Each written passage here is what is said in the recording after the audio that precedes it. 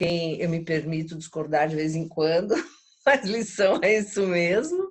A gente estuda e às vezes tem uma interpretação um pouco diferente, né? Mas a lição é bastante interessante e para mim foi um tempo também de me dedicar a isso, para essas aprendizagens. Então, podemos passar para a próxima.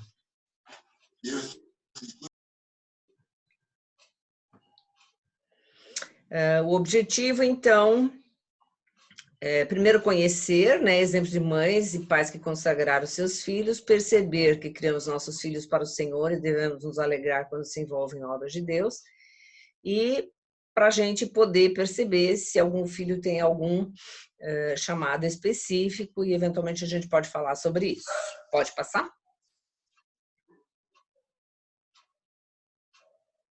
Pode passar, isso. O texto áureo que ele colocou, os filhos de Eli eram ímpios, não se importavam com o Senhor. A gente vai fazer um link depois, assim, mais específico com o texto áureo, que não tem exatamente a ver com Ana, mas também tem com alguma coisa dessa dedicação e consagração. Podemos passar. O nosso texto, então, 1 Samuel 19, 1, de 19 a 22, e depois 1 Samuel 1, 27 e 28. Então, vamos ver o texto, né, gente? Sempre é importante a gente olhar o texto bíblico, que é o que nos guia realmente. Então, vamos para lá. 1 Samuel 1, 19 a 22. Eu não sei se alguém está com o áudio ligado aí que gostaria de ler para a gente, por favor.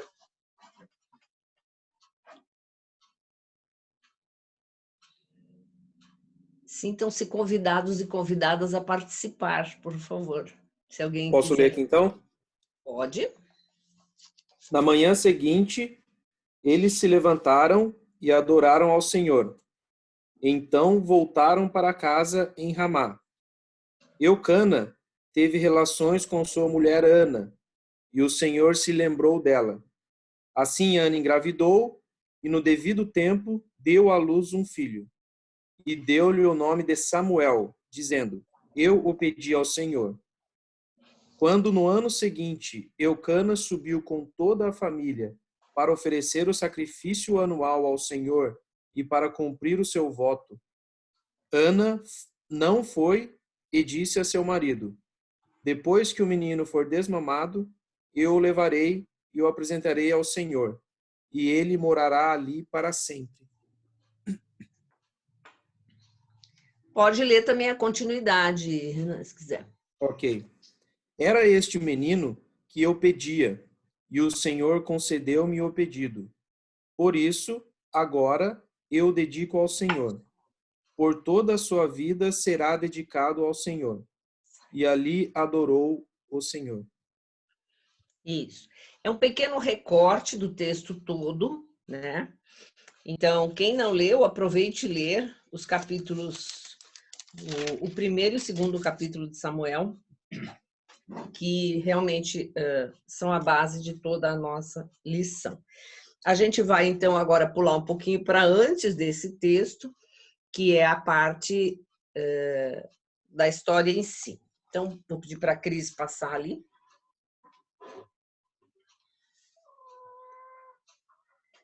Então, a história que inspira o nosso estudo de hoje trata de um homem, Eucana, que tinha duas esposas, Ana e Penina. Uma era fértil, outra estéril. Ainda hoje, em alguns lugares, existem casamentos poligâmicos como forma de mostrar poder e ostentação. E haja confusão, né? Porque se com um ou uma já tem muita confusão, que dirá, vocês imaginem assim, só para a gente pensar um pouco, aquela família de Jacó, que era aquilo, né? Então, com várias mulheres, com 12 filhos, então, contenções de toda forma. Ainda em alguns lugares na África, existem casamentos poligâmicos, né? Muitas tribos africanas mantêm, eles têm seus pequenos reinados, né? Então tem um rei ali, muitas vezes. E quando, por influência do Evangelho, essas pessoas conhecem a Jesus, é um problema seríssimo, né? Porque eles percebem que a proposta do cristianismo é um casamento monogâmico, mas eles já têm várias mulheres, né? Então, eles são instados a continuar cuidando delas e tal, e é um processo também cultural, mas não é o objetivo, o objeto da nossa lição. Então, vamos adiante. Então, a bênção da maternidade. Pode passar. O pastor Roberto trabalha na lição alguns aspectos, e eu queria salientar o conceito de família e do casamento como base fundante de toda a religiosidade judaica, com o objetivo de cumprir o mandamento de serem fecundos e encherem a terra de descendentes. Então, toda a religião judaica, ela é assentada no casamento e na união de homem e mulher. E daí vem todos os preceitos. E não por acaso a Bíblia, no seu relato todo, nos leva depois para o Apocalipse, onde são as bodas do Cordeiro, a festa de casamento, né? Do Salvador e da Igreja. Então, toda essa metáfora de casamento está presente. Mas aqui nós temos uma situação de fato, né? Que era a situação dessa família poligâmica de Eucana, Ana e Penina. Ana era estéril e ansiava pela bênção de ter filhos. A gente precisa também levar muito em consideração que, na época, né, a visão era de que se a pessoa era doente ou estéril, era alguma forma de castigo, né? Embora Deus tenha, através de Isaías, depois falado sobre isso, que não era mais para considerar assim, que as gerações futuras seriam punidas por causa do erro de alguém, isso se manteve. Tanto que na época de Jesus, quando o cego é curado, eles perguntam quem é que pecou, ele ou os seus pais, né? Porque justamente essa era a visão de mundo. Então, possivelmente, aí a gente tem que entender um pouco Penina também, né? Todo mundo só pensa que Penina era perversa. Não estou dizendo que ela fosse boazinha, mas o que eu quero salientar é que a visão de mundo de Penina era baseada neste conceito. Então, se Ana não tinha filhos, ou ela ou alguém da família dela tinha feito uma coisa muito errada, e, portanto, ela estava sendo castigada. Essa era a visão de mundo na época, tá? Portanto, para a própria Ana, ficava aquele grande ponto de interrogação. Se eu te busco, se eu te sirvo, se eu te amo, por que tu não me abençoas? Dá para entender, né? A angústia de Ana tinha muito a ver com isso, com essa visão de mundo que ela também tinha e na qual ela estava inserida. Então, ter filhos significava estar sendo aceita por Deus e por isso essa sua busca desesperada. Um filho mostraria ao mundo sua aceitação por parte do Eterno. Significa, então, se ela tivesse um filho, que Deus estava dando a bênção sobre a vida dela e que estava tudo ok espiritualmente, né? Então, para a gente entender como era o conceito da época. Pode passar, Cris.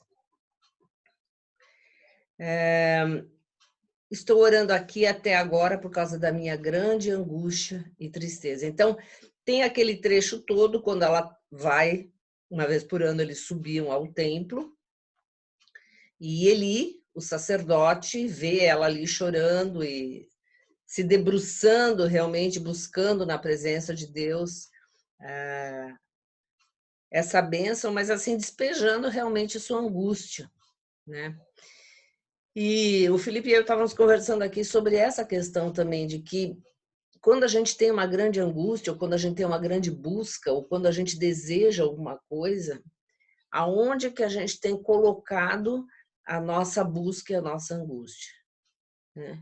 Então, a Ana vai para o lugar certo, né? Ela vai aos pés do Senhor. Não significa que precisa ser no templo, como era ou ali no lugar de adoração,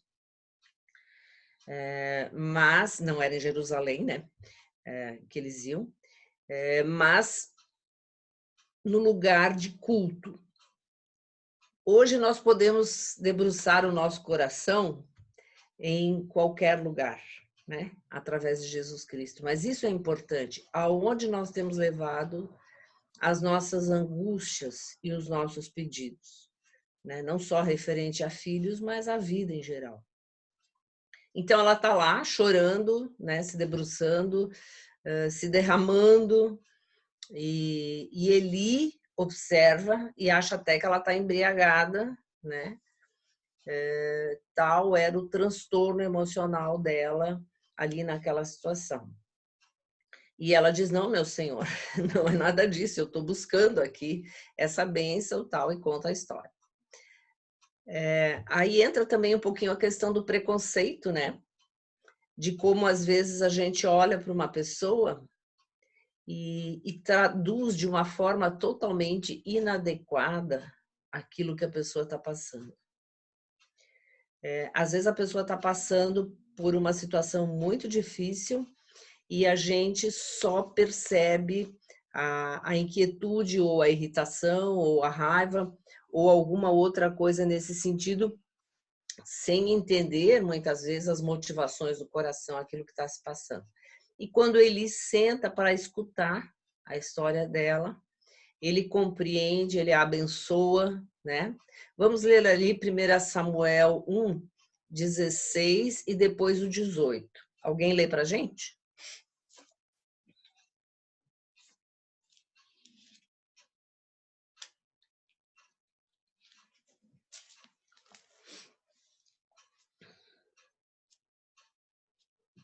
Alguém poderia ler? Vou ler então. Tá. Estou lendo aqui, Roseli. 1 Samuel 1, verso 16 ao 18. Isso. Não julgues Pode tua ler até o serva. 18. Tá. E não Não, pense. não julgues tua serva uma mulher vadia. Estou orando aqui até agora por causa de minha grande angústia e tristeza. Eli respondeu: vá em paz, e que o Deus de Israel conceda a você o que pediu. Ela disse: espero que sejas benevolente para com tua serva. Então ela seguiu seu caminho, comeu, e seu rosto já não estava mais abatido. Isso. Então, assim, como eu disse, a bênção de escutar, né? E a bênção de falar. Quando a gente consegue colocar para alguém a nossa angústia. Então, ela fala para Deus da sua angústia, ela se derrama na presença de Deus, mas ela compartilha também com o sacerdote Eli a sua falta, né? Aquilo que ela gostaria de ter, que eram os filhos. E aí o seu semblante já não era triste. Ela recebe a bênção dele, né? Ela não recebe nenhuma garantia que ela teria filhos.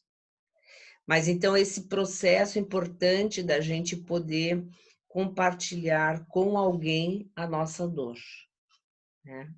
Eu estava só fazendo um parênteses aqui, pensando ontem, que nós já temos no Brasil mais de 10 mil mortos agora por causa da pandemia, mas nós temos muitos outros,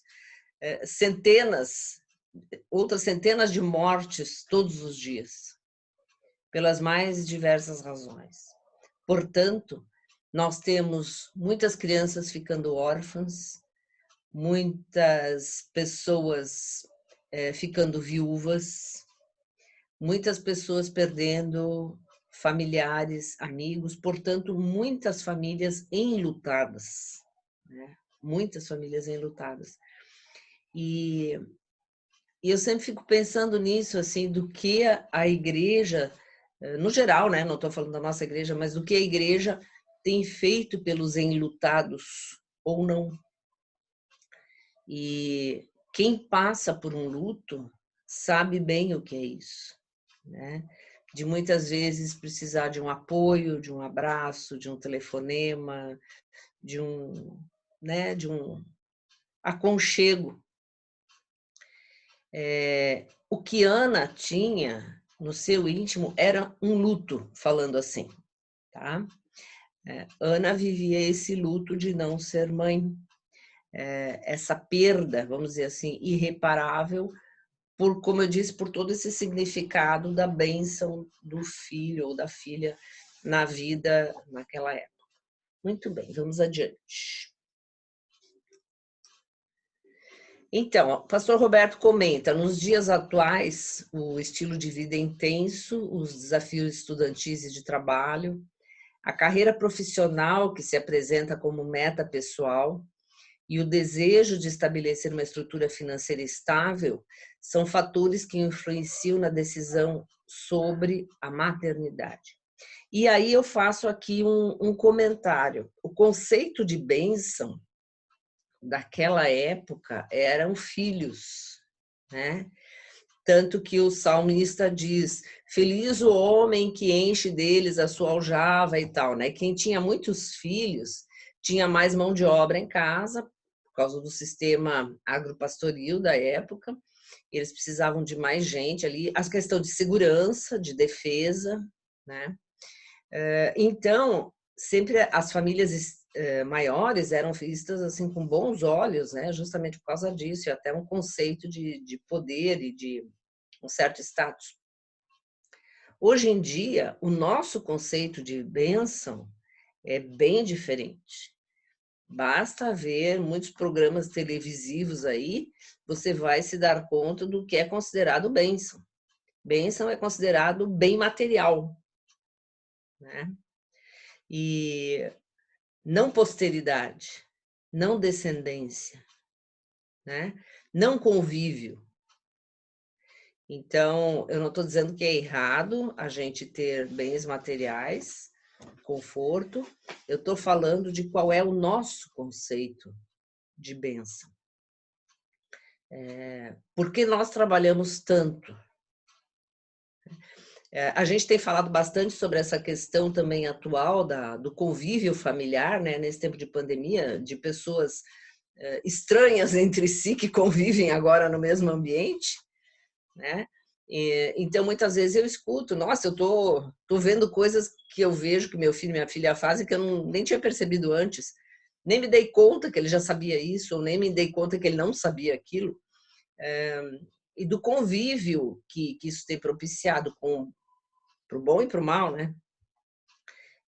Lembrando aqui de uma fala de uma pessoa que a filha estava dando muito problema, uma criança pequena ainda, que obviamente vai para a escolinha o dia inteiro, e a mãe muito acelerada, e a criança com dificuldade de largar as fraldas e tal.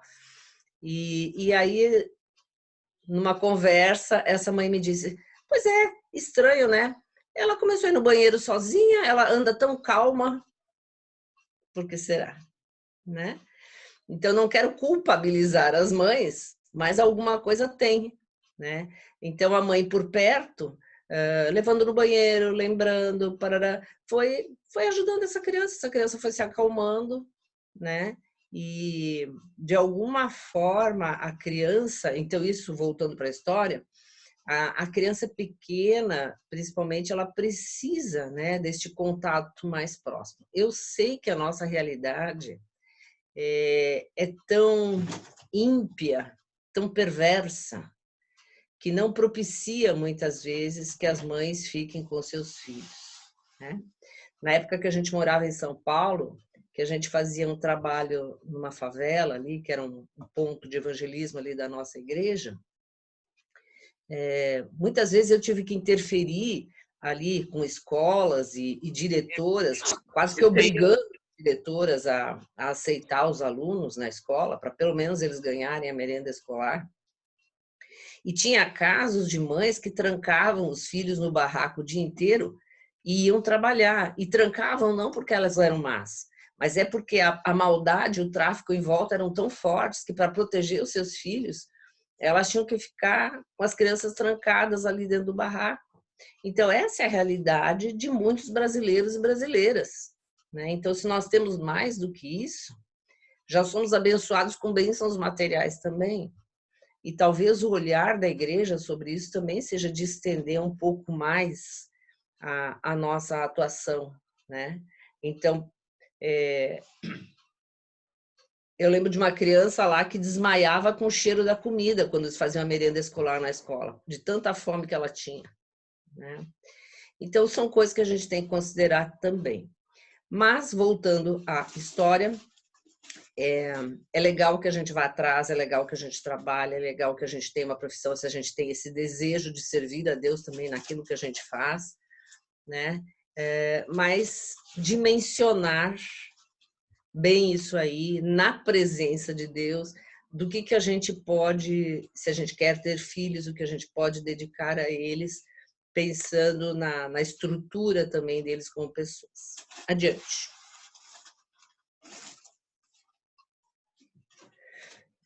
Então, a entrega, a consagração e a coragem de Ana. Podemos passar.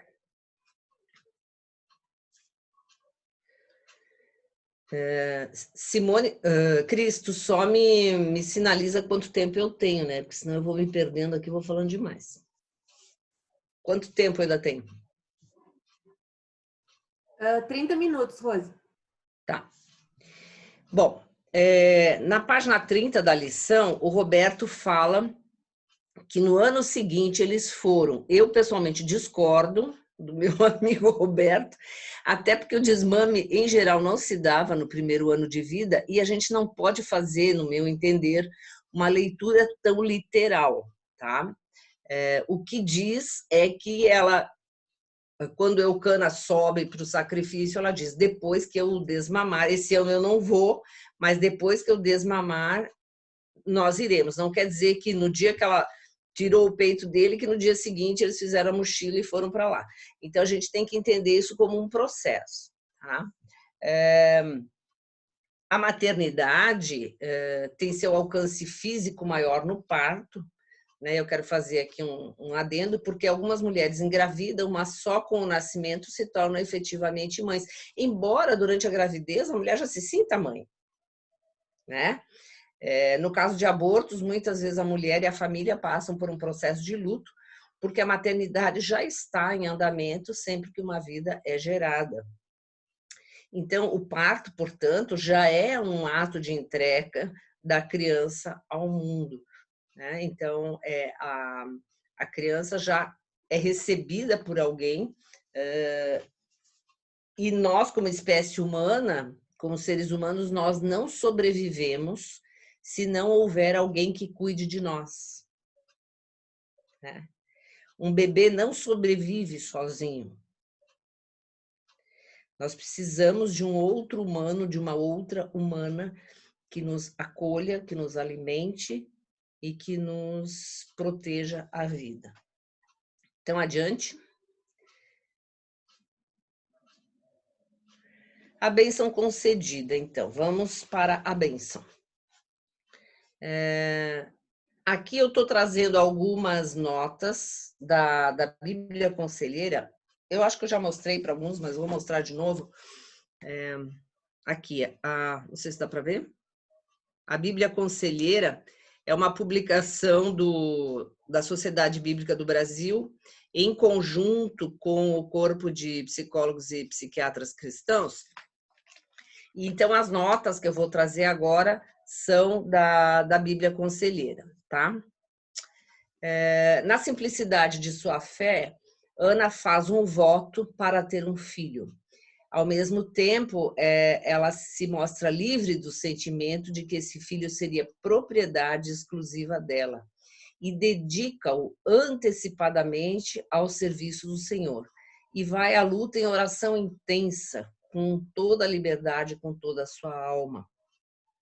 Esse voto de entrega do filho como nazireu ilumina o desejo de Ana de não simplesmente gerar um filho, mas que ele tivesse uma ligação especial com o Deus que o concederia. Há aqui algumas semelhanças com a situação de nascimento de Sansão, de João Batista e também do futuro Messias, Jesus Cristo. Por quê? Porque o nazireu, justamente, ele era uma criança dedicada. né? Se vocês lembram da história de Sansão, não passará fio de navalha sobre a sua cabeça, não beberá vinho, né? Uma série de prescrições de uma criança dedicada ao Senhor. Então, a Ana, alguns dizem assim, será que a Ana estava fazendo uma barganha, né? Uma troca? Pessoalmente, eu não considero. Eu acho que ela realmente, na pureza do seu coração, fez um voto, né? Um voto ao Senhor. Então, depois ali, no capítulo 1, versículos 21 e 22, levaram o menino a Eli. Então, após o nascimento, Ana se dedica ao filho, que viverá a primeira infância em casa, até que possa ser levado à casa sacerdotal. Então, a criança, eu entendo assim também.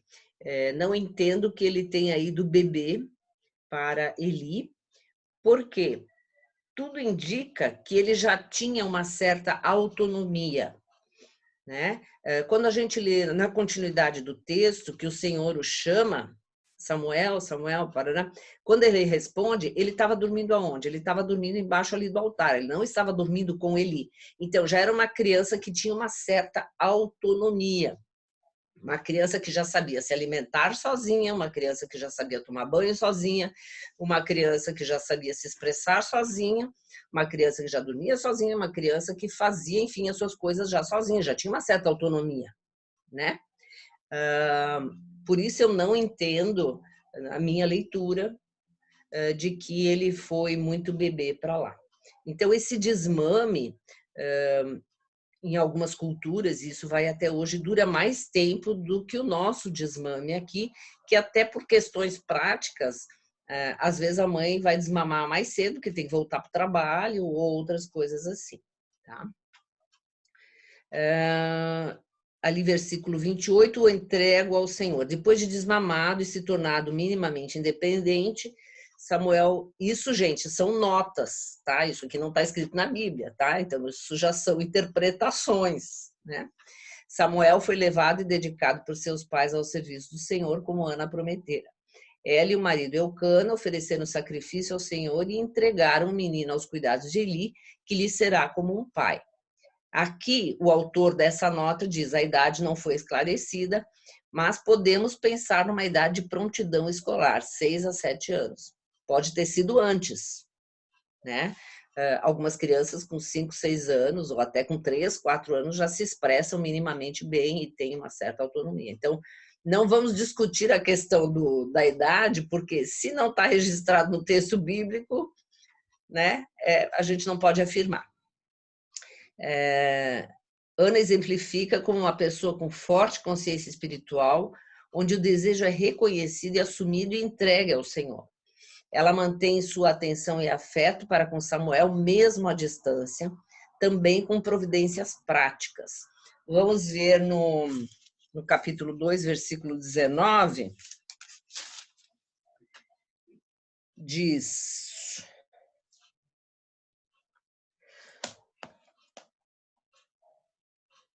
Já vou ler desde o 18. Samuel ministrava diante do Senhor, sendo ainda menino, vestido com uma estola sacerdotal de linho.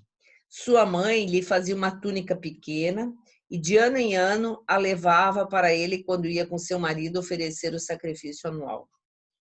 Eli abençoava Eucana e sua mulher e dizia: que o Senhor dê a vocês, que o Senhor dê a você filhos dessa mulher em lugar do menino que devolveu ao Senhor.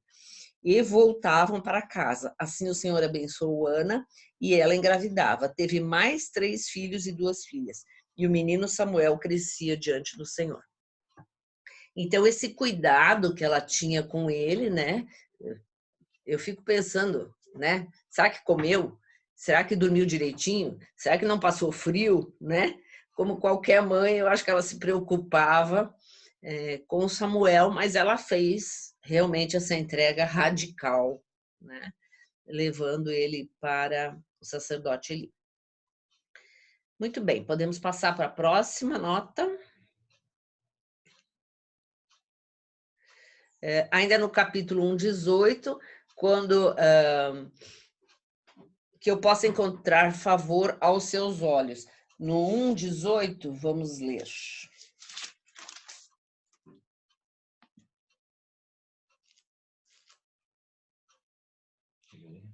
Ana respondeu que eu possa encontrar favor aos seus olhos. Então, ela seguiu o seu caminho, comendo alguma coisa e tal. Então, estou voltando um pouquinho. Esse é um bom pedido, uma boa recomendação. Pensar o melhor e não o pior. A respeito de nós mesmos e a respeito dos outros, né? Isso eu até já comentei um pouquinho. Quando a gente pensa, às vezes, já deve ter acontecido com vocês também, já aconteceu comigo, de eventualmente a gente ter uma má impressão assim de uma pessoa e depois quando você senta e escuta aquela pessoa, bom, às vezes a gente se sente até miserável, né? Como é que eu pensei aquilo? Porque a pessoa está passando por um perrengue, por uma situação tão difícil e a gente só fez a leitura externa da situação. Então, o mau pensamento está no nosso coração e não às vezes na vida da pessoa, né? A gente poder se dar conta disso, de que todos nós, em algum momento, somos preconceituosos e fazemos julgamento. Então, a palavra aqui nos insta, nos ensina para que a gente tome cuidado com isso e tente escutar o que está se passando. Enquanto o sofrimento estava represado e silenciado, Ana adoecia. Viver até então um longo tempo de não resposta. O silêncio de Deus e provocações da rival. Um acontecimento espiritual, né, que foi essa oração de Ana e a benção de Eli, transformou a condição psicológica de Ana. A intimidade com Deus, a prática da oração, é um forte fator de proteção para a saúde mental. Não se irando, mas orando. Ana ganha resiliência e, aos poucos, fortalecida pela intimidade com Deus, sai da sua melancolia. Um pouco mais tarde, plenificada e cheia de vitalidade, cantará triunfalmente, né? É conhecido o Cântico de Ana, no capítulo 2. Que esse acontecimento histórico de fé e perseverança nos ajude a perceber a importância de levar a presença de Deus às nossas angústias e com essa finalidade de recebermos a ajuda do Senhor. Um dos versículos que eu gosto muito, que eu sempre cito, é o princípio 4:8, né? Filipenses 4:8. Tudo que é bom, tudo que é justo, tudo que é verdadeiro, nisso pensar. Quando a gente começa a conduzir o nosso pensamento para o que é verdadeiro, para o que é justo, para o que é bom, a nossa condição interior vai se modificando. Ao contrário, se eu ficar lendo notícia de pandemia o dia inteiro, eu vou surtar, né? Eu vou ficar doente, eu vou ficar estressada. Então, é importante, né, fazendo esse contraponto com os dias de hoje, com o que nós andamos ocupando o nosso pensamento. E como essa condição emocional e espiritual muda quando a gente começa a praticar este versículo na nossa vida.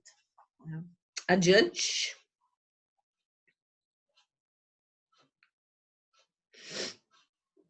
No versículo 23, a promessa que você fez. O nascimento de Samuel pode nos fazer pensar sobre qual o direito que os pais têm de determinarem o futuro dos filhos. Isso pode ser uma violência contra eles e muitas vezes é a origem de grandes tristezas na família. Então, isso também é um pensamento importante aqui, né?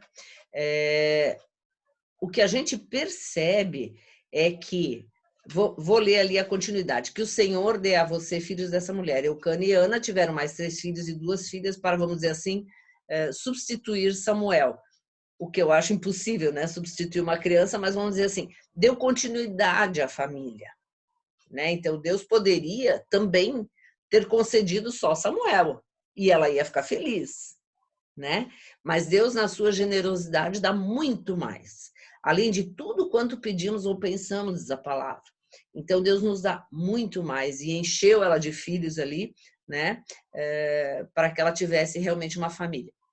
O mesmo Senhor que aceitou essa oferta voluntária de Ana e Eucana, porque Eucana estava de acordo, não esqueceu as necessidades normais daquele casal.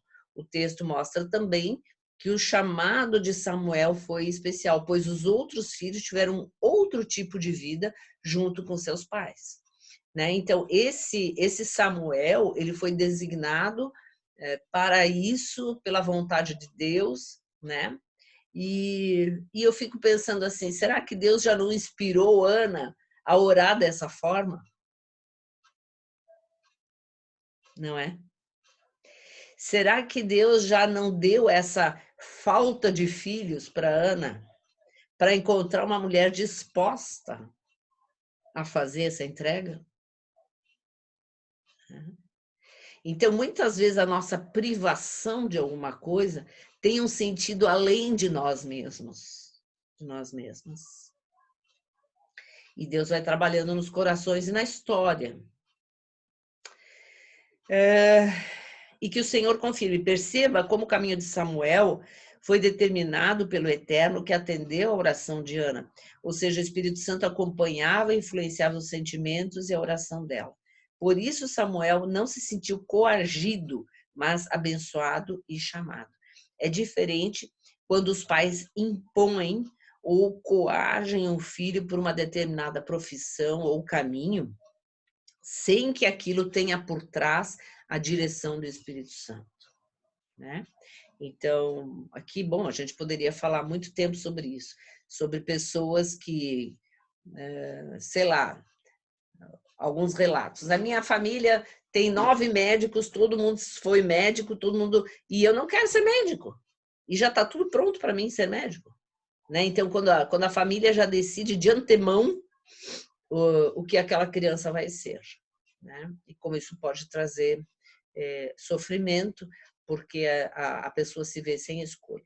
No caso aqui de Ana, a gente percebe que Samuel, quando ele responde ao Senhor, fala, Senhor, que o teu servo ouve, ele já faz isso com leveza. Em nenhum momento a gente vê uma trajetória, estou indo contra a vontade ou alguma coisa assim. Então, adiante.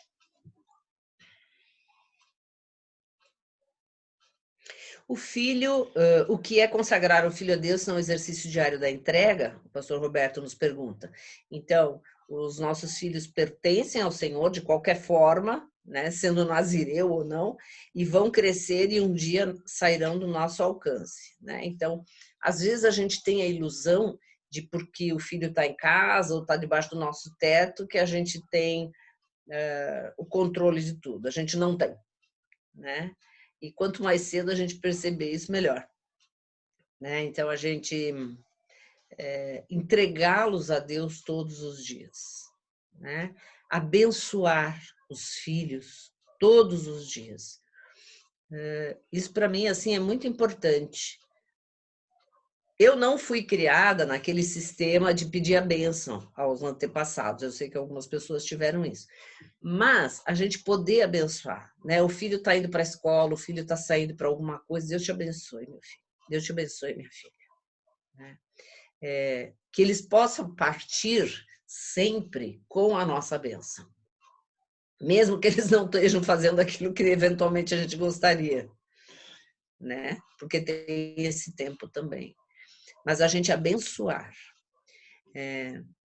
Eu lembro de uma vez de pedir para um pai que viesse conversar comigo, porque o filho dele, adolescente, precisava de uma bênção, né? E como foi interessante ver aquele pai abençoar o seu filho. Ele não tinha se dado conta da importância disso, do quanto é importante a bênção de pai e mãe. Adiante. Rosi, posso te interromper Oi. um pouquinho aqui? Claro. Eu queria só fazer um comentário em cima do que tu falou ali da Ana, né? Que talvez Deus tivesse permitido que ela fosse estéril no primeiro momento, né? Para dispor o coração dela, alguma coisa assim. Eu me lembrei do cego de nascença, né? Relatado por João, que os discípulos perguntam, né? Quem que pecou ele, os pais? E Jesus disse que ele nasceu assim para que a glória de Deus se manifestasse nele, né? Então, me lembrei disso, assim, direto. E outra coisa que tu falou ali, que eu me lembrei também, que não muito tempo atrás as famílias tinham o costume, porque eram famílias grandes, com muitos filhos, né? de que o primeiro filho seria entregue para ser seminarista e virar padre, né? Era uma coisa... Não tinha escolha, né? E até o Rogério colocou aqui no chat sobre isso, pergunta sobre a decisão de Ana sobre o destino de Samuel, né? E é uma coisa forte tu escolher o destino do teu filho, né? Tu direcionar, assim. E a gente sabe que muitos padres viraram padres e tiveram muitos problemas depois, porque não era esse o chamado, não era essa a vocação, né? Então, assim, só te colocar isso e colocar essa questão que o Rogério colocou ali no chat, antes da gente seguir muito adiante para não perder o fio.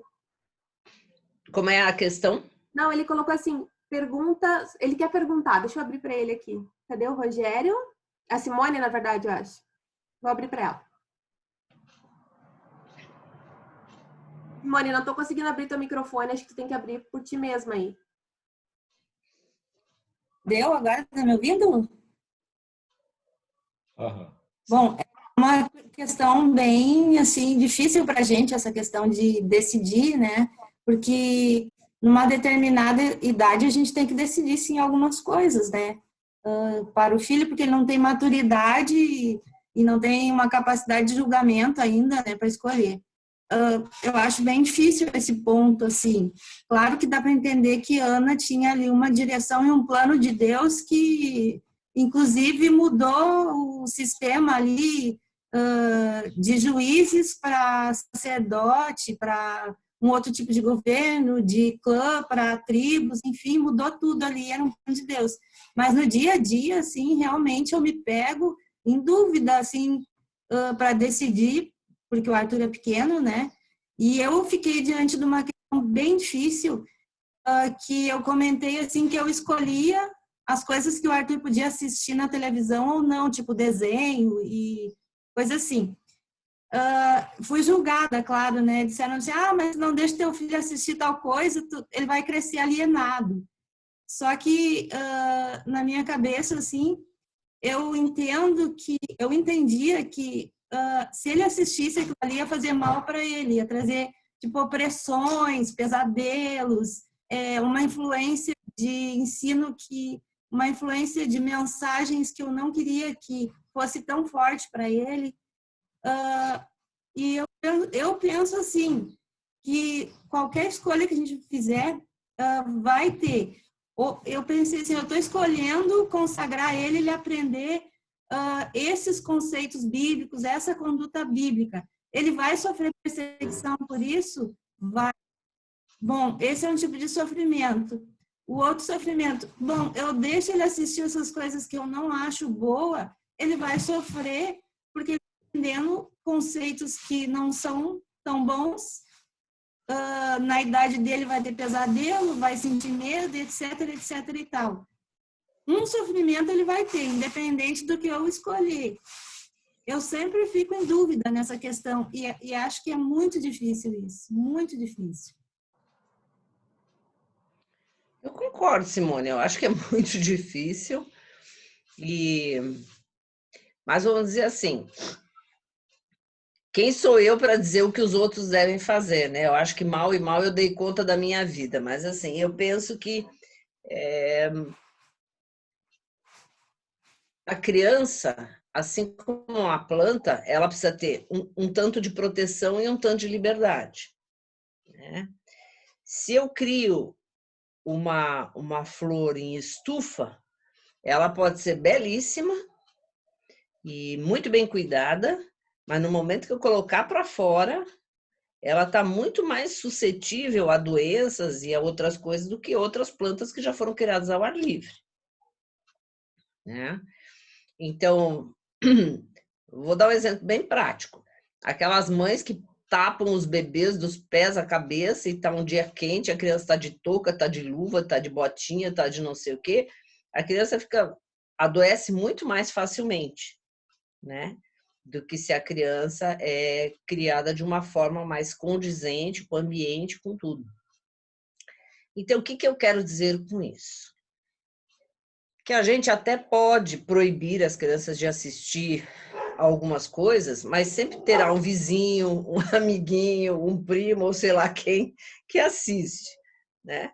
Tudo bem, então dentro da minha casa não assiste, essa é a minha ordem, essa é a minha regra, mas a criança nunca vai estar imune a tudo. Não sei se o Felipe lembra, mas a gente em casa, assim, a gente fica tentando jogar lá para trás para lembrar como é que era, né? Mas, por exemplo, tinha um programa televisivo infantil muito, muito forte naquela época e que todo mundo assistia. Não, meus filhos não vão assistir isso porque eu não acho necessário. Mas a gente sempre propiciava outras coisas, né? Ainda era a época dos DVDs e aquelas coisas, né? E a gente alugava direto, a gente gastava muito mais para propiciar para eles, por exemplo, eu lembro agora do Superbook, né, que a gente alugava para eles assistirem, são histórias bíblicas, era muito interessante, hoje acho que tem tudo na internet, e então eles tinham coisas para assistir, mas eram de desenhos bíblicos, de histórias bíblicas, a gente... Até hoje eu sou muito seletiva, Simone, eu não assisto tudo que as outras pessoas estão assistindo, eu olho muito, eu leio as resenhas, para ver se vale a pena aquilo ou não. Os judeus têm muitos ditados, né?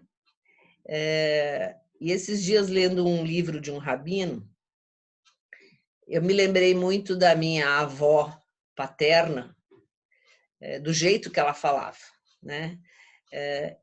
E esse rabino conta a história de que quando os filhos faziam alguma coisa errada, ele não detonava com o filho ou com a filha.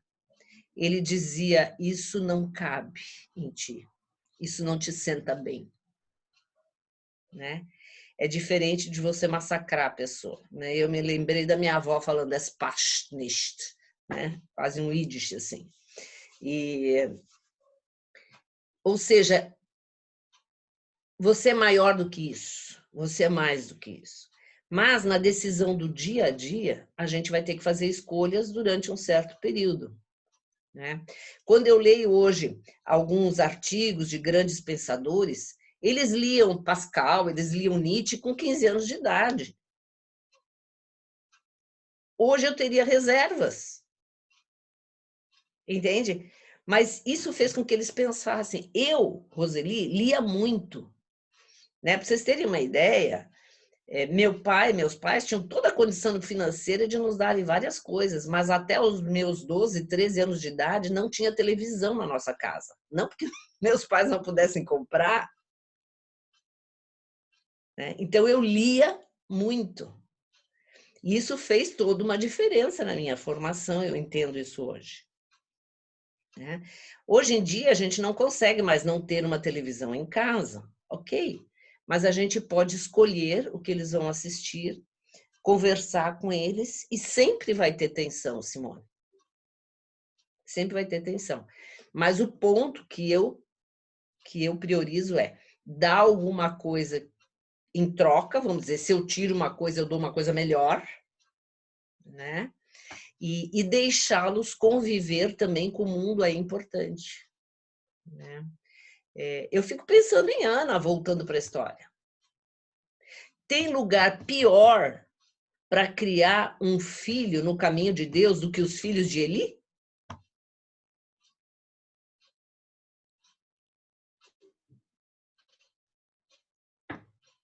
Aí a gente já tira a base de tudo. Aquilo era um filme de terror o dia inteiro. Eles deitavam com as mulheres na porta ali do templo, do lugar de culto. Se prostituíam, roubavam, eram violentos, maldizentes, perversos. Samuel conviveu com eles todos os dias da sua infância e adolescência até a vida adulta.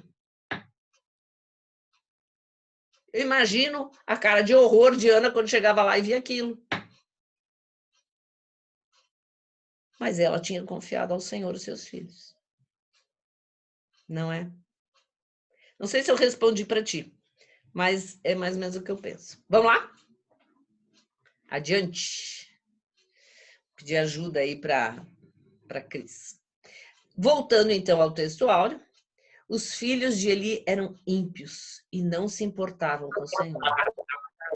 Eles foram criados sob a escola sacerdotal de Eli.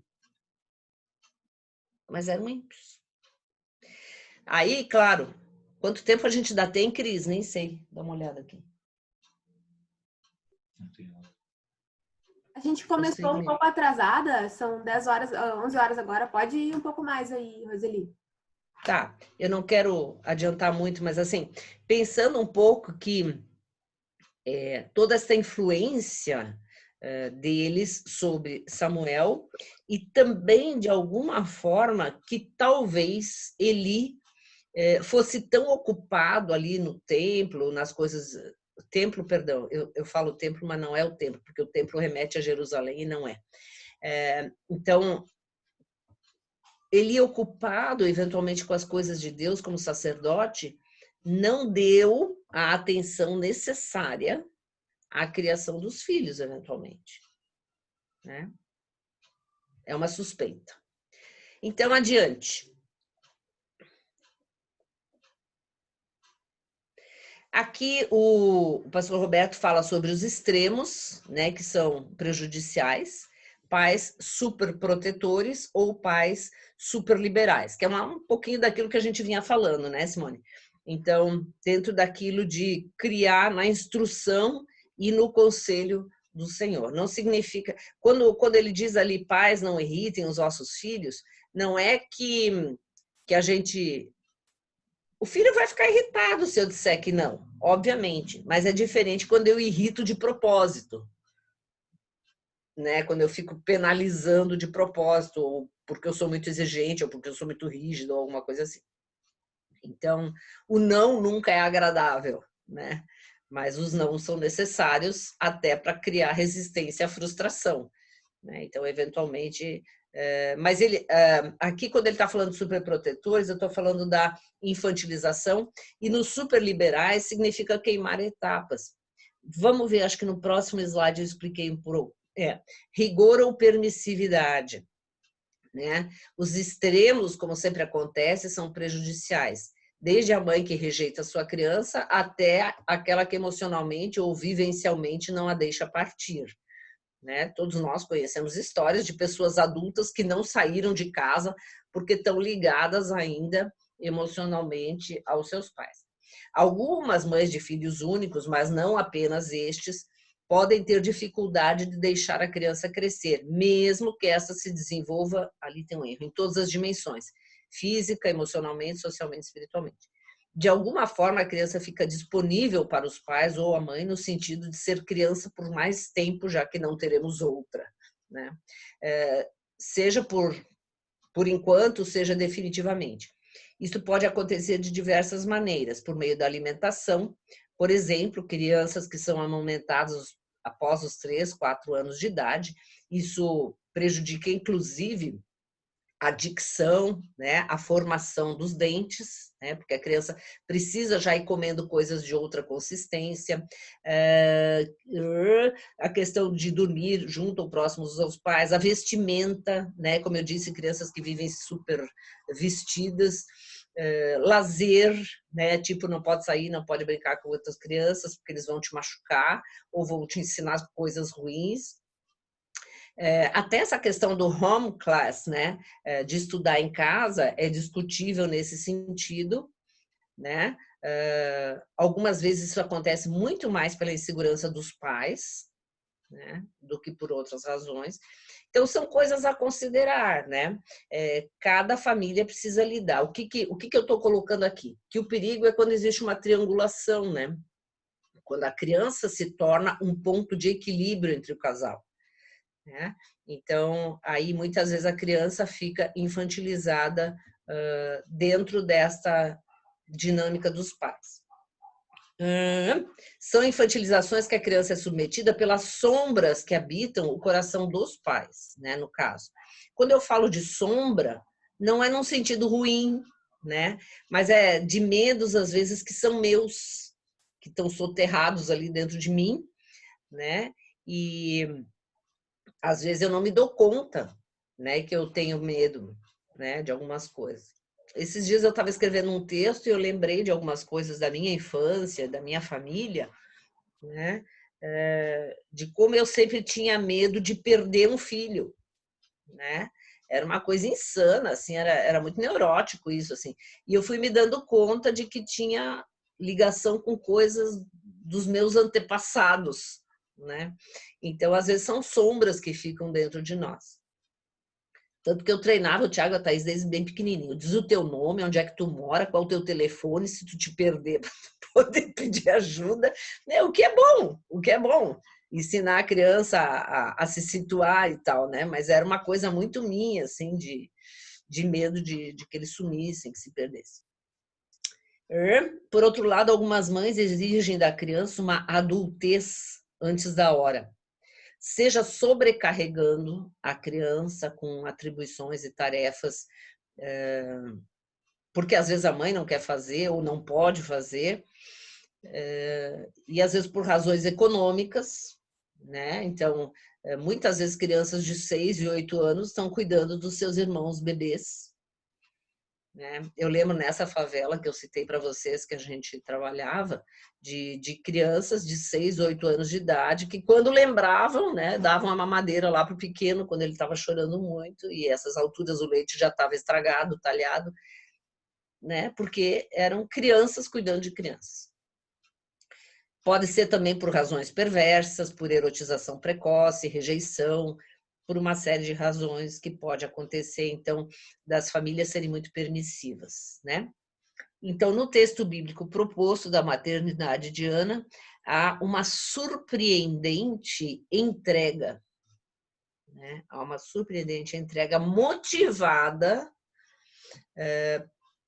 pelo voto que ela fez, né? Então, eu imagino que não deve ter sido muito fácil o dia que ela levou o menino lá. Mas imagino também que ela tenha feito com alegria, porque era o que ela queria, né? Então, a gente poder levar um filho para a escola com alegria, confesso que a primeira vez que eu levei o Thiago para a escola não foi com nenhuma alegria, foi com uma ansiedade imensa, né? E, bom, mas a gente precisa ajudá-los e a prosseguir, né? Adiante. Versículos 27 a 30, o escolhi para ser meu sacerdote. A Eli também é exortado para ser um enviado de Deus, de forma que pode nos servir de exemplos. Antes da reprimenda em si, ele é lembrado de tudo que Deus fez pelo povo, recordando o chamado da sua família para o serviço do Senhor. Aqui, nós estamos trabalhando a questão de a segunda parte ali, que não entra na lição, mas que eu tinha colocado, de quando Deus cobra de Eli a questão da família de Eli, né? Como o Roberto colocou o texto áureo sobre os filhos de Eli, eu quis dar um enfoque para isso aqui também, né?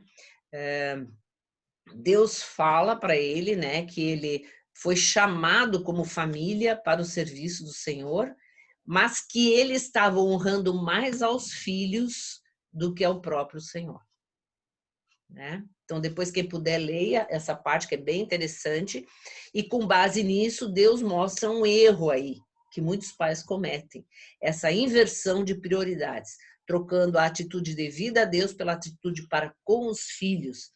Em vez de adequar o comportamento dos filhos ao ensinamento de Deus, ele fez o contrário, né? Porque os filhos roubavam a carne do sacrifício, tinha tudo as coisas envolvidas nisso, e Eli comia junto, né? E Eli comia junto.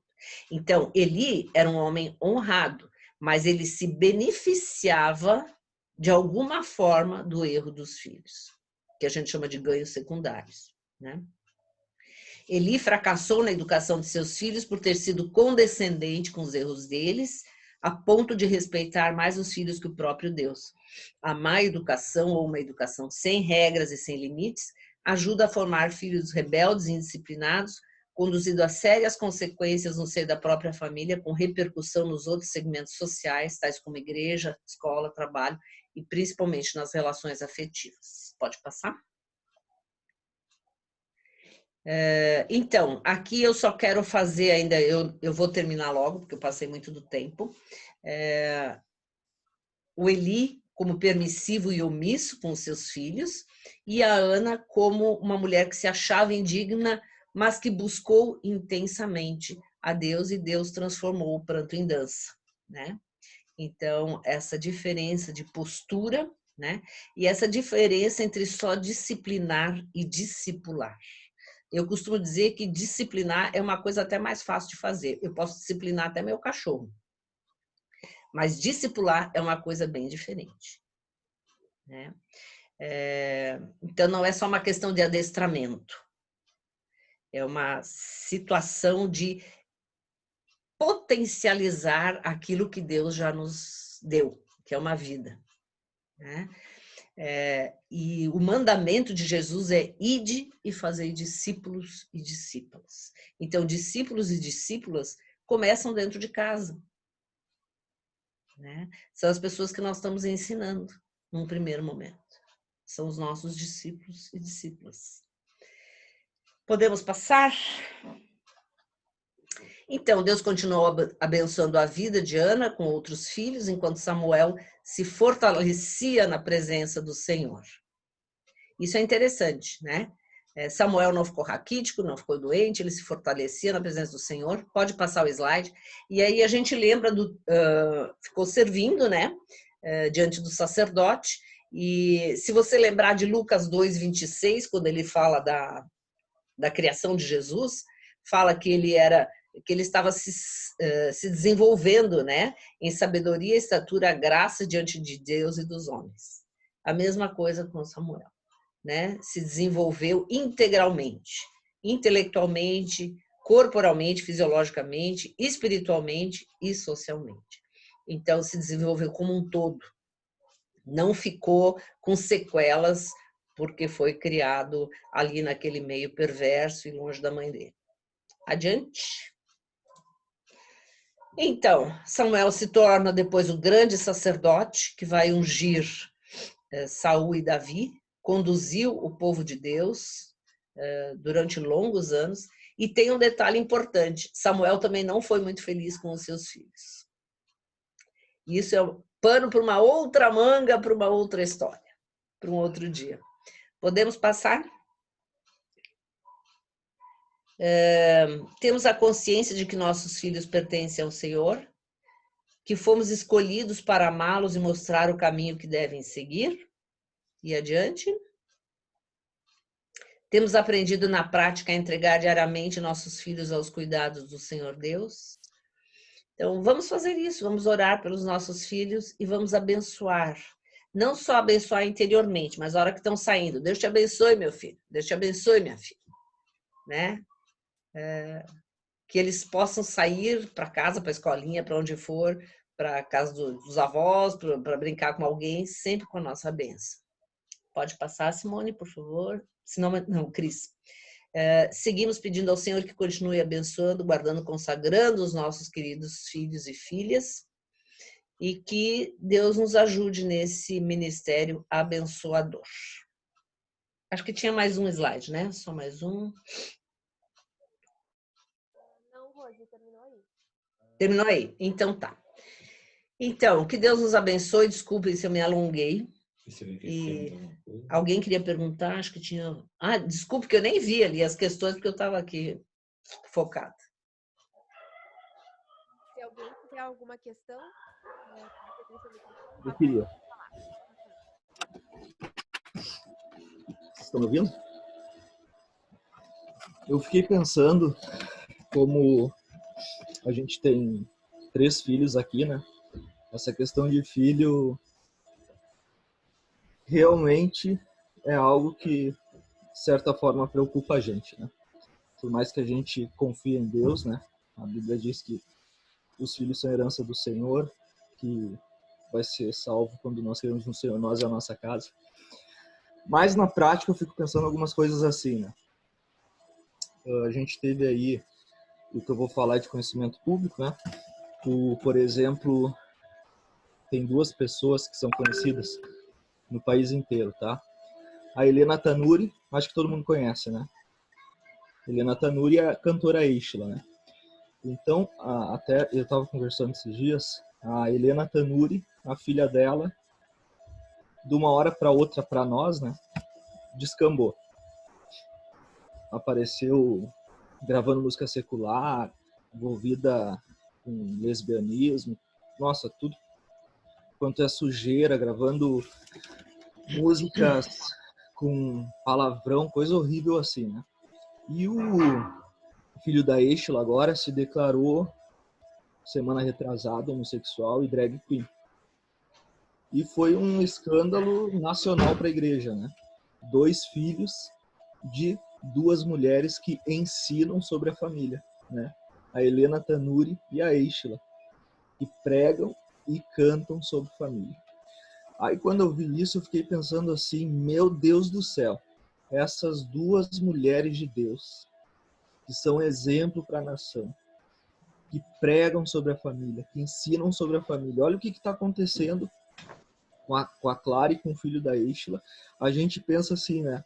O que sobra para mim? O que sobra para nós?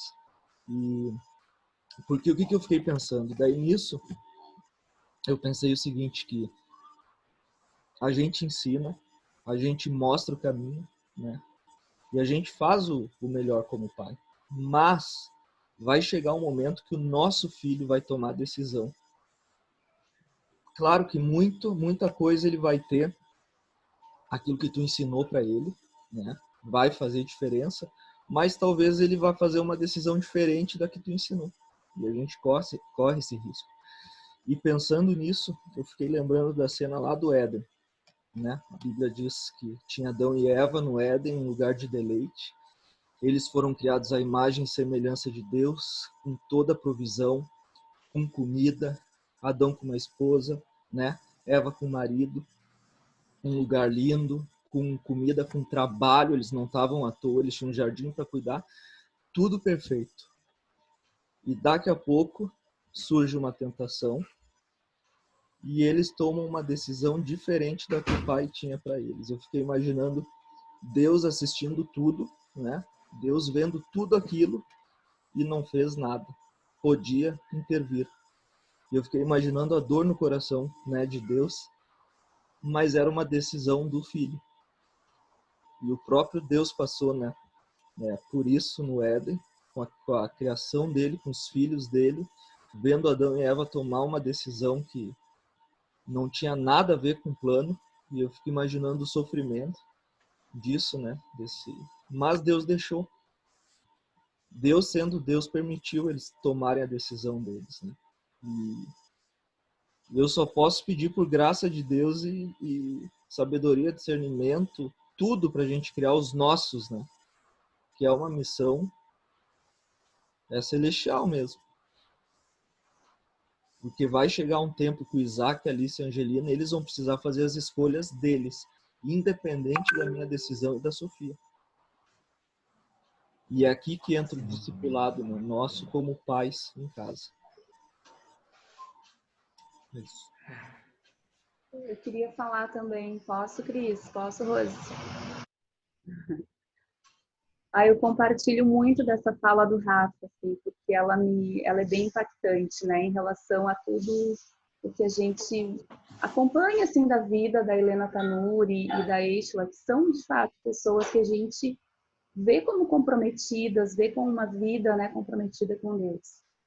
Mas eu sempre tenho esse pensamento, assim, eu e o Marcos, a gente pensa o seguinte, claro, as crianças hoje elas estão sob os nossos cuidados e sob o nosso discipulado, mas elas vão crescer, né?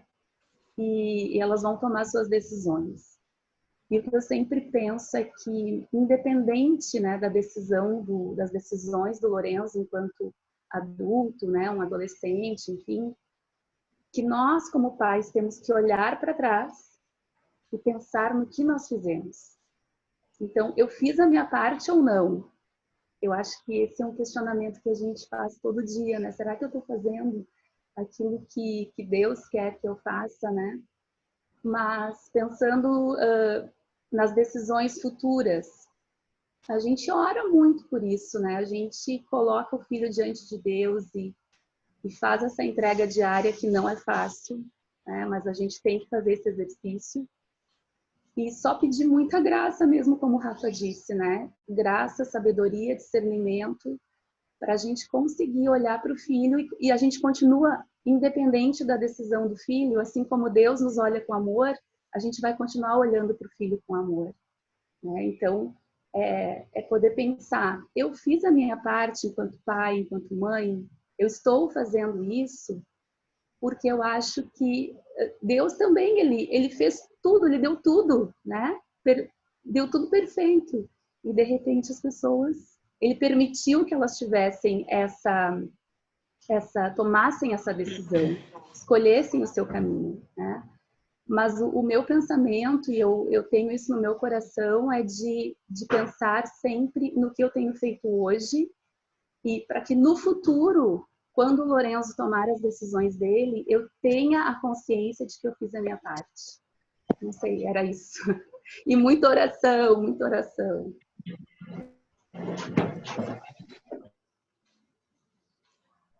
Obrigada pelas contribuições de vocês. Muitos pais muito fiéis a Deus, consagrados, né?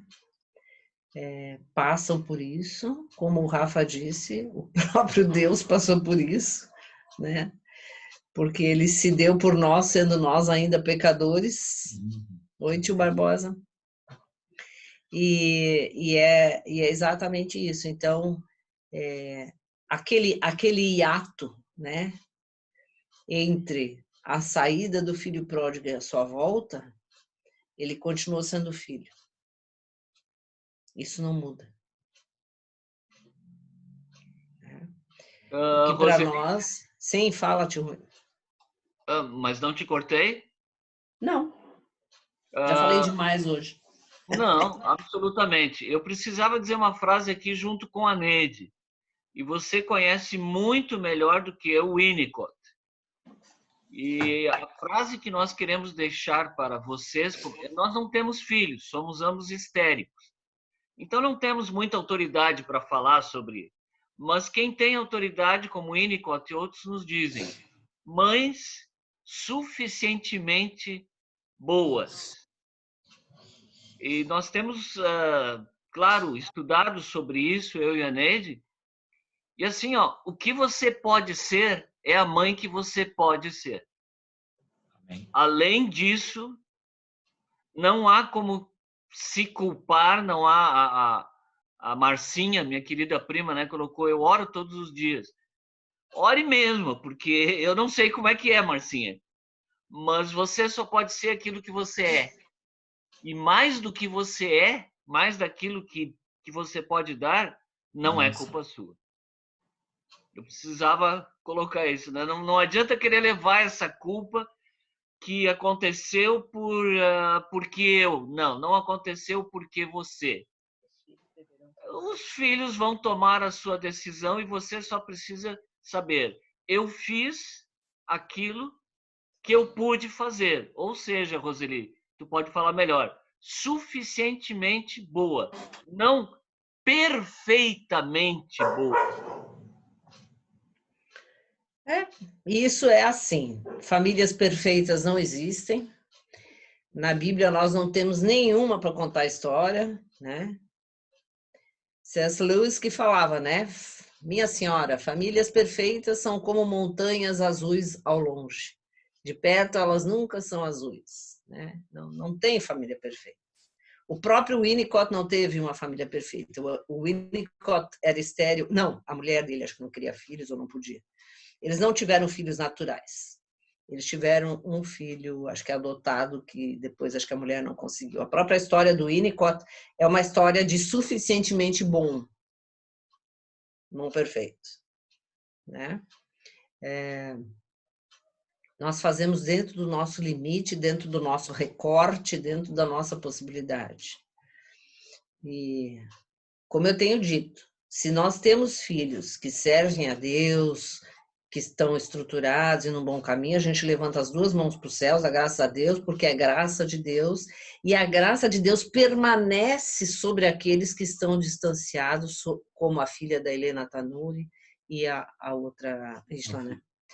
O filho. Então, a graça de Deus alcança onde estiverem, pode não não necessariamente nesses dias, mas a graça de Deus alcança, porque o vento sopra onde quer e quando quer. Então, mesmo que o nosso filho esteja perdido como o filho da história, a gente pode continuar intercedendo e Deus pode alcançá-lo quando e como quiser. Né? E isso mantém a esperança, né? E nos mantém no caminho. Só o que eu penso também. Não sei se mais alguém queria falar.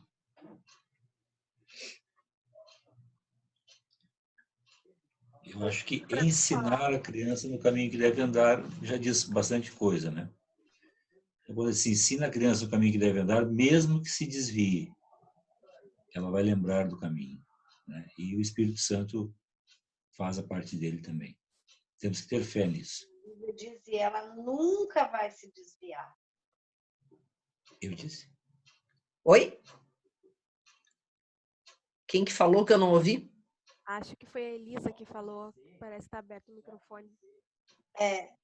Não, que o Felipe disse mesmo que ela se desvie, mas na Bíblia diz, ensina o teu caminho e ela nunca vai se desviar. Mas essa tradução é problemática, Elisa. O Rui pode falar melhor. A do Felipe está melhor. Está mais no dia da gente, né, Roselinho? Porque a gente tem que considerar também as traduções da Bíblia, né? Não pode ser tão literal. Mas o Rui uma vez até deu uma aula sobre isso. Mas é exatamente isso. A gente pode fazer o script todinho, mas cada ser humano é um ser humano, né?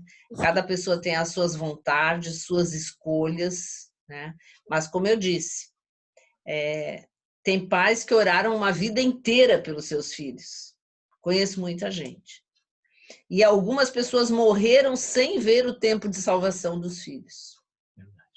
Né? Mas a gente poder, essa dedicação dos filhos ao Senhor é sempre, né? Como diz o pastor Roberto na lição.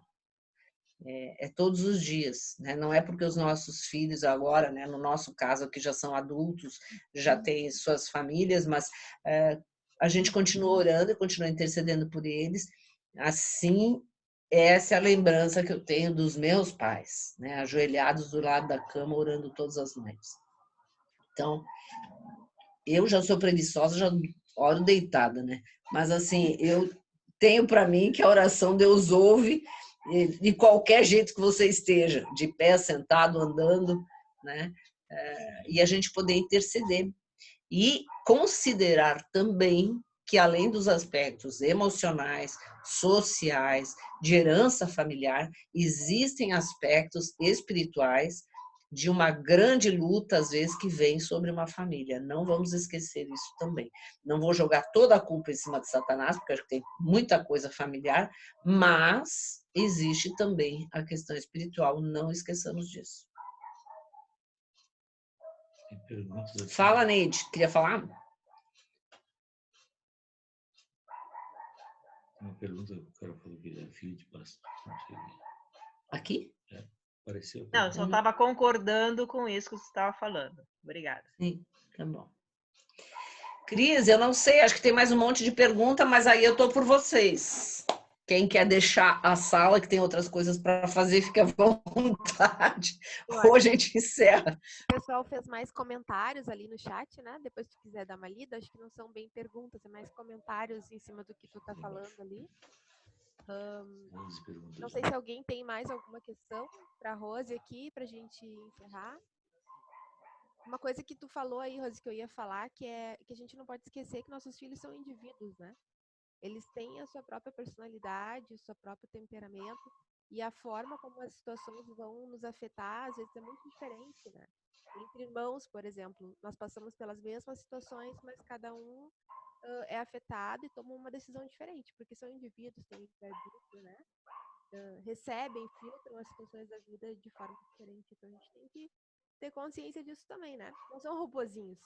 Nós não somos robozinhos, né? Alguém mais queria colocar alguma coisa? Senão, vou pedir, depois que a Rose encerrar ali, para a Simone encerrar. Pode ser, Simone? Porque eu estou aqui com o Thiago, com os juniores no lado, fica difícil coordenar.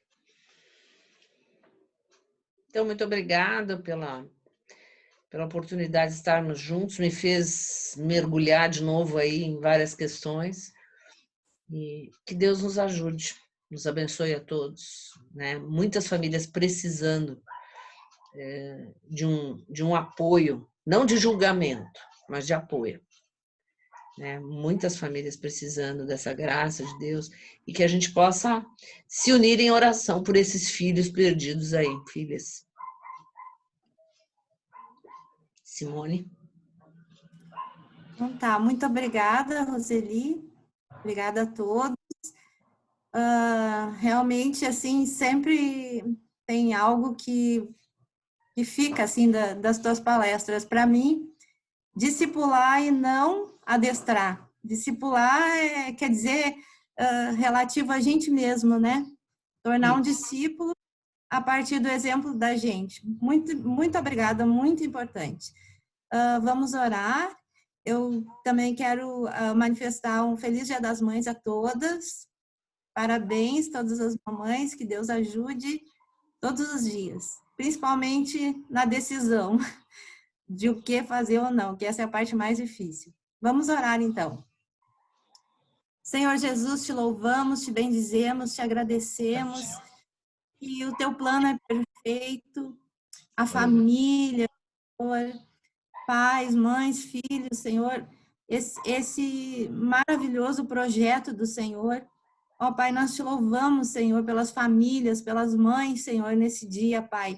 Te agradecemos, Senhor, porque o Senhor tem, sim, a receita certa, o Senhor tem o conselho certo, porque o Senhor é Deus conselheiro. Muito obrigada, Senhor, porque quando a gente se achega a Ti, como Ana, Senhor, que derramou seu coração no seu altar, o Senhor tem a resposta certa, sim, Senhor, para nós, para os nossos filhos, Senhor, porque o Senhor é o caminho, o Senhor é a verdade, o Senhor é a vida, Pai. Ó, Senhor, e esse é o propósito, Pai, que nós devemos, queremos e precisamos seguir, Senhor.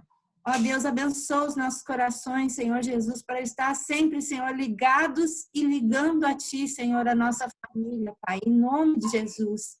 Senhor, não somente a nossa família, Senhor, mas que nossos filhos possam abençoar, Senhor, a sua geração, Senhor, a nossa nação também, Senhor, e se for da vontade do Senhor, como missionários em outras nações também, Pai.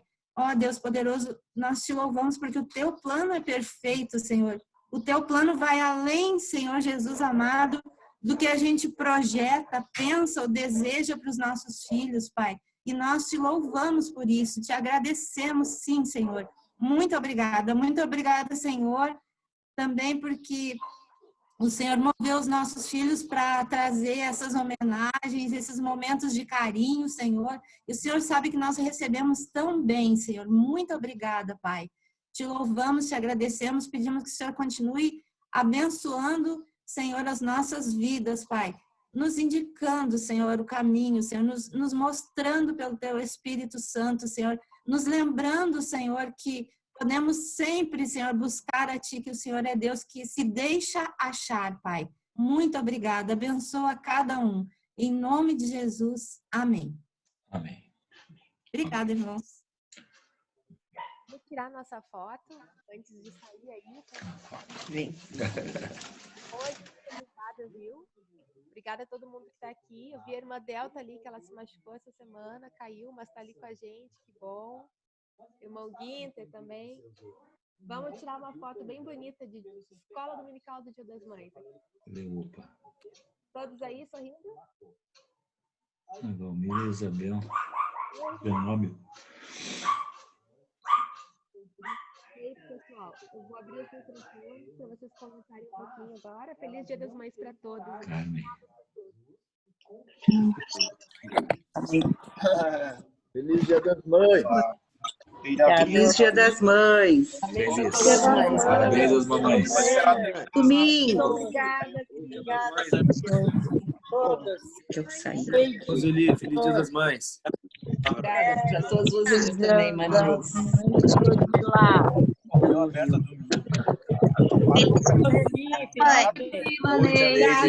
Pessoas hoje na classe. Obrigada, Roseli. Amém. Bom domingo a todos. Elisa, um abraço. Martim, Elisa, a todos. Feliz Dia das Mães a todos. Moisés também. Loura, Carmen.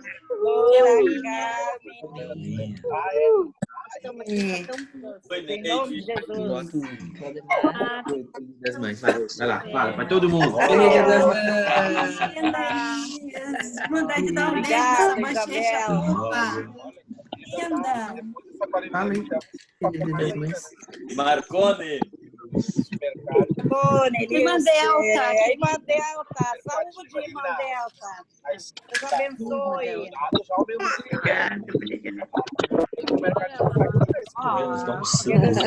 Eu vou comendo lá. Ai, irmão Peter, Deus abençoe. Oi, irmã Delta. Oi, Lia. Dia das Mães. Feliz Dia das Mães. Jesus. Ô, Dila. Oi, tia. Zona, vozona. Que Deus nos abençoe. Cadê o Peter? Feliz Dia das Mães. Dia das Mães, mamãe.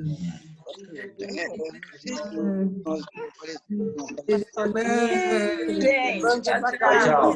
Feliz Dia das Mães. Ó, Vaninha. Olha o Marcone. Ô, Marcone, meu genro. Vani. Preferido. Oi, Vani. Dia das Mães, dona Dila.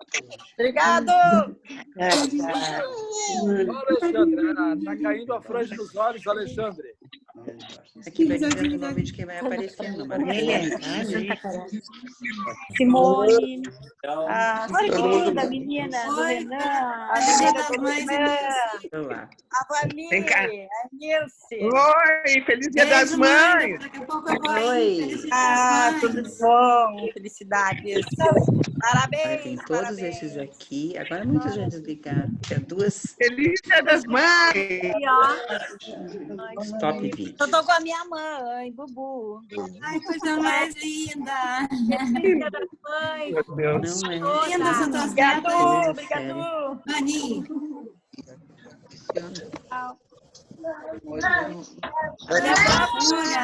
Tchau, tchau. Tchau, pessoal. Sintam-se abraçadas. Tchau, tchau. Bom dia. Beijo, mãe. Daqui a pouco eu vou lá. Depois, mais tarde. Beijo. Obrigado. Até mais. Tchau, tchau. Obrigada. Tchau, tchau.